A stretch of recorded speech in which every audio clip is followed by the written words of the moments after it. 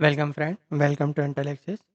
सो आज हम एक ऐसा चार्ट देखेंगे जिसमें कोई ट्रेंड नहीं है। जैसे कि मैंने अपने पुराने कई वीडियोस में हमेशा बोला है कि हम वेव एनालिसिस उसी चार्ट पे करेंगे एज अ लर्निंग पर्पस। और you can say the first step to start your wave analysis as a beginner, we always start with the simple chart. ठीक। तो अब इस वाले सेशन में मैं आपको एक ऐसा चार्ट एनालिसिस करके बताऊंगा कि ऐसा कोई चार्ट हो जिसका आपको कोई स्टार्टिंग पॉइंट प्रॉपर ना मिले, then how and what we will do in that situation. ठीक है। सिंपल चार्ट तो ठीक है कि कोई ट्रेंड स्टार्ट हो रहा आप ट्रेंड में या डाउन ट्रेंड में, तो ऐसे चार्ट को आप की वेव एनालिसिस करना ईजी होता है क्योंकि हमारे पास उसमें करना कुछ नहीं होता है। सिंपल सा उसकी कॉम्प्लेक्सिटी को रिड्यूस करो ताकि हमारे पास एक सिंगल पैटर्न आ जाए, फिर उसमें वन बाय आप रूल लगाते चलो। नाउ अगर हमारे पास ऐसा कोई चार्ट हो जिसका कोई बिगनिंग आपको पता नहीं हो, ठीक है, मतलब आपको पता ही नहीं हो कि ये कहाँ से स्टार्ट हो रहा है। अगर हायर टाइम फ्रेम पे भी जाए, फॉर एग्जांपल ये इस वाले चार्ट पे, तो एक तो नंबर ऑफ मोनोवेव हमारे पास कितनी हो गई है, 9 मोनोवेव, जो कि बहुत ज़्यादा कम है। तो इतनी मोनोवेव तो नहीं चाहिए होती, हमें थोड़ा ज़्यादा चाहिए होता है, यानी कि 15, मोर देन 15 मोनोवेव तो चाहिए ही चाहिए, 15 या 15 से ज़्यादा। बट यहाँ पर कम है तो इस वाले चार्ट पे तो स्टार्ट कर नहीं सकते। अगर इस वाले चार्ट पे भी करते हैं तब भी हमारे पास ये प्रॉपर कोई स्टार्ट पॉइंट नहीं है। ये यहाँ कहीं मिड से स्टार्ट हो रहा है 900 समथिंग से, जो कि सही स्टार्टिंग प्रॉपर स्टार्टिंग पॉइंट बिल्कुल नहीं है। और ये कम्प्लीटली एक पूरे साइडवेज मार्केट को रिप्रेजेंट कर रहा है, यानी कि कोई करेक्टिव फेज है, किसी बड़े टाइम फ्रेम का एक करेक्टिव फेज है। और ये जो पूरा स्टार्ट हुआ है इंडेक्स या सेक्टर का ट्रेंड बोल सकते हैं कि सेक्टर स्टार्ट हुआ, तो ये जो सेक्टर स्टार्ट हुआ है ये सेक्टर 2005 से हुआ है। ठीक है। नाउ अब क्या इससे पहले इसमें इस सेक्टर में जो कंपनियां थी वो लिस्टेड नहीं थी? अगर नहीं थी तो वो क्या कंपनियां जस्ट इसी डेट से लिस्टेड हुई है क्या, और इसी डेट पर ही सारे ये सेक्टर चालू हुआ क्या? नहीं, ऐसा नहीं है। यानी कि इससे पहले भी वो कंपनियां थी, इस सेक्टर के बनने से पहले, इस इंडेक्स के बनने से पहले। और वो कुछ हो सकता है ट्रेड भी कर रही हो सकता है ट्रेड ना भी कर रही हो। ठीक है ना। द पॉइंट इज, अगर ये सेक्टर का मिड पोर्शन है तो how we will solve this issue. ठीक है। तो सबसे पहले तो हम यहाँ पे कॉम्प्लेक्सिटी को ठीक करेंगे क्योंकि ये बहुत ज़्यादा कम है, तो इसको हम लोअर टाइम फ्रेम पे लेके जाएंगे ताकि हमारे पास एक प्रॉपर नंबर ऑफ मोनोवेव आ जाए। अब यहाँ पे मैं ये कैंडल चार्ट हटा रहा हूँ, ठीक है, ताकि हमारे पास वेव चार्ट रह जाए। अब ये जो वेव चार्ट है, ठीक है, यहाँ पर भी हम एनालिसिस करके देखेंगे सबसे पहले कि बेसिकली क्या कहीं से कुछ स्टार्ट हो रहा है, और वो स्टार्ट हो रहा है तो उसको हम क्या नाम दे सकते हैं। क्या उसको हम वेव ए बोल सकते हैं, बी बोल सकते हैं, सी बोल सकते हैं, डी बोल सकते हैं, या ई बोल सकते हैं। ठीक है।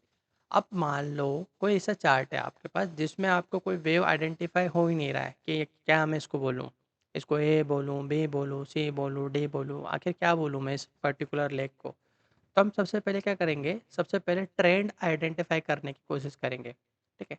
तो ट्रेंड आइडेंटिफाई करने के लिए हम सिंपल सा क्वेश्चन मार्क लगाते चलेंगे कि यहाँ पर एक ट्रेंड हुआ, फिर यहाँ पर एक दूसरा ट्रेंड हुआ, यहाँ पर एक और ट्रेंड हुआ। ठीक है। तो इस तरह सिर्फ हम ट्रेंड आइडेंटिफाई करते चलेंगे कि किस तरह से चीज़ें चल रही है। नाउ अभी यह वाला ट्रेंड अभी मैं रख रहा हूँ क्योंकि ये पैटर्न बन रहा है, तो अभी यहाँ पे ध्यान नहीं देंगे। तो ये चीज़ें हमने आइडेंटिफाई की। अब इस पर्टिकुलर क्वेश्चन मार्क की जगह क्या आना चाहिए? क्या यहाँ पर वेव ए आना चाहिए? क्या वेव सी आना चाहिए, बी आना चाहिए? आखिर यहाँ पर कौन सा मार्किंग करना चाहिए? तो वो हमें क्लियर बिल्कुल नहीं है।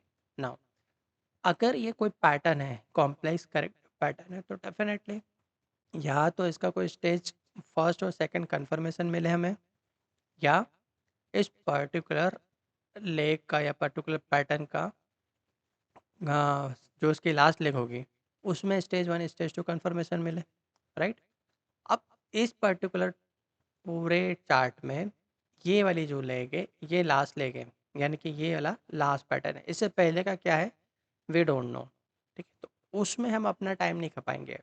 हमें क्या करना है कि कोई भी चार्ट कोई भी चार्ट हो, not only this one media sector, कोई भी चार्ट आपको ये स्टॉक का चार्ट हो या इंडेक्स का चार्ट हो, सेक्टर का कुछ भी हो, उसमें देखो अगर आपको कुछ समझ में नहीं पड़ रहा है तो just focus on it's last leg, कि उसका लास्ट लेग क्या पैटर्न बना रहा है, और can we get a stage one और stage two confirmation over there.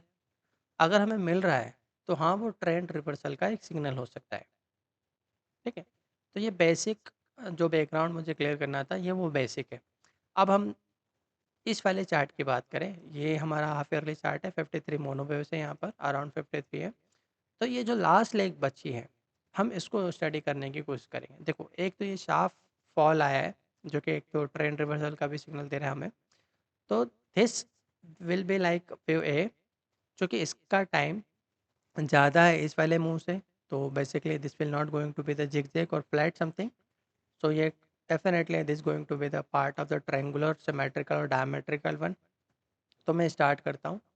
अब देखो, यहाँ से स्टार्ट हो, यहाँ से स्टार्ट हो, अभी मैं इस पे भी बॉदर नहीं करेंगे। आप इसको और लोअर टाइम फ्रेम पे जाके और आइडेंटिफाई कर सकते हो कि where should I start, zero zero यहाँ से करो, यहाँ से करो। अभी हमारे लिए वो मुद्दा बिल्कुल नहीं है कि कहाँ से जीरो स्टार्ट करें। हमारे लिए मुद्दा है कि ये यहाँ पे फिनिश हुआ है, इसके बाद में क्या। दोनों का कंपेयर करके अगर हम देखें, तभी हमारे लिए ये काइंड ऑफ ट्रायंगुलर पैटर्न बन के आएगा। ठीक है, क्यों? क्योंकि ये जो डेटेड बम्प है, ये दिखा रहा है हमें कि ये कंटिन्यूस का साइन होगा। तो मोस्ट प्रोबेबली अगर हम देखें तो ये स्टार्टिंग पॉइंट हमें यहीं से लेना पड़ेगा। ठीक है, नाउ ये जो पैटर्न है, इस वाले पैटर्न में ये वेव सी बनेगा हमारा, जो कि यहाँ जाके कहीं फिनिश होगा। This will B wave D, इसको यहाँ एंड माने, यहाँ एंड माने, हम यहाँ मान रहे हैं। फिर ये बनेगा हमारा वेव ए, जो कि यहाँ कहीं जाके फिनिश होगा। राइट, अब यहाँ पे आप जो न्यूट्रल ट्रायंगुलर पैटर्न के जो रूल होते हैं, वो सारे आप अप्लाई कर सकते हो। ठीक है, जो कि मैंने क्लास में पढ़ाया भी है। अब यहाँ से हम stage one stage two confirmation देखेंगे, तो आप देख सकते हो कि यहाँ पे मुझे स्टेज वन कन्फर्मेशन तो मिल चुका है, बट मुझे स्टेज टू कन्फर्मेशन नहीं मिल रहा है। ठीक है, अब स्टेज टू कन्फर्मेशन कब और कहाँ मिलेगा? जब ये इस वाली लाइन के ऊपर चला जाए। कब? इसी साल, यानी कि दिसंबर के एंड होने से पहले, अगर ये, क्योंकि हाफ ईयरली चार्ट है, राइट। तो ये जो लास्ट मोनोवेव बना है, अगर ये इसी साल इस मोनोवेव के ऊपर चला गया, तो ये बताएगा कि ये जो भी करेक्शन था, यहाँ से स्टार्ट हुआ, यहाँ पे जाके ख़त्म हुआ, ये ख़त्म हो चुका है। यानी कि ये एक डाउन ट्रेंड का करेक्शन था, जो कि यहाँ जाके फिनिश हुआ है। ठीक है, इसका मतलब क्या हुआ? अब जो भी करेक्शन आएगा, हो सकता है किसी पर्टिकुलर लेग का लास्ट लेग, ये वाला लेग हो सकता है लास्ट लेग हो, वेव ई हो सकता है सी हो, डी हो, जो भी हो, है ना? यहाँ पे क्वेश्चन मार्क है। ये जो भी लेग हो, इसका ट्रेंड जो डाउन साइड में यहाँ से स्टार्ट हुआ था, वो यहाँ कहीं फिनिश हो चुका होगा। ठीक है, अगर ये इस वाली लाइन के ऊपर चला जाता है, तो इसका मतलब इसकी प्रोबेबिलिटी बहुत ज़्यादा होगी कि इस वाले सेक्टर में life time new high create हो। ठीक है, अगर इस वाले दिसंबर से पहले इसी साल अगर हम देखते हैं कि ये इस वाले हाई के ऊपर, यानी कि बी के ऊपर चला गया, तो the probability of it to go high, to create a new high, will be very high.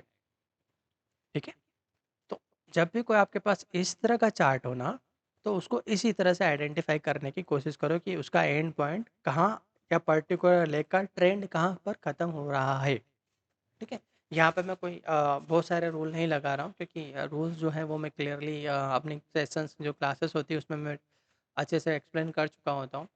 अगर ये यहाँ से नहीं गया गया, तो ये जो डाउन साइड का करेक्शन रहेगा, हो सकता है साइडवेज में रहे, बट हाँ, ये कंटिन्यू रह जाएगा फिर।